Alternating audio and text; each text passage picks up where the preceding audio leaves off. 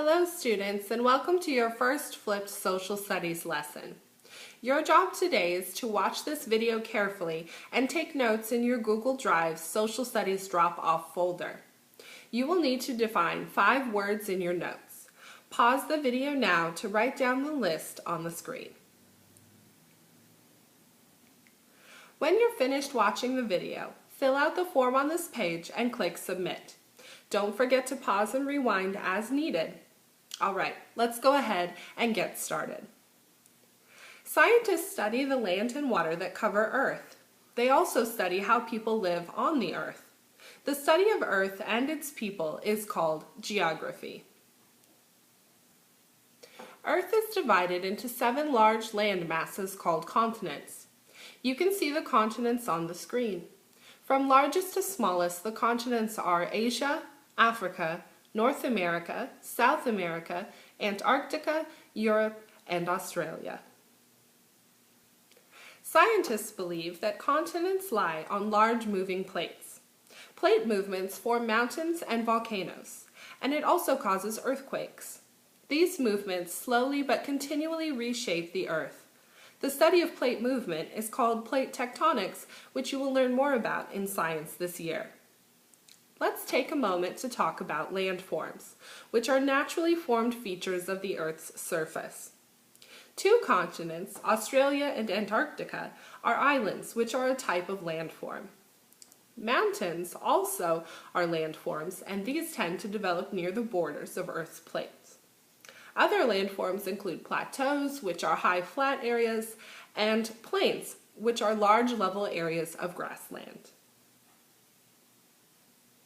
Although Earth has many kinds of landforms, water covers about 3/4 of our planet. The largest bodies of water on Earth are called oceans. The 5 major oceans are the Pacific Ocean, the Atlantic Ocean, the Indian Ocean, Southern Ocean, and the Arctic Ocean. Smaller bodies of water include lakes and rivers. As we study different ancient civilizations, we will look at several different geographic themes for each one. When we learn about ancient Egypt, for example, we will study where their civilization developed and what the land and water is like in that region. We'll also look at how people move from one place to another, and as well as how they interact with their environment. When you study geography, it is also a good idea to study climates.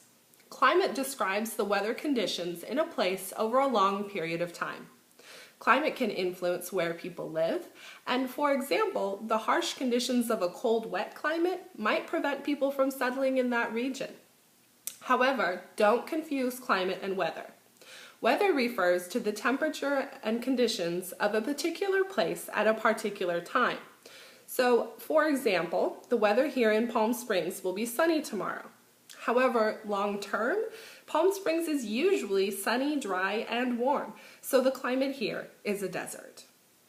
Climate also has a big impact on the type of vegetation or plant life that grows in a location. For instance, thick jungle vegetation grows really well in a tropical climate with lots of rainfall, while food may be difficult to grow in a hot, dry climate because there's no water. Geography matters in your life because the study of land and water helps us learn more about our neighbors and the ways we affect the world we share. Well, that's it for today's screencast. Don't forget to fill out the form on this page and click Submit.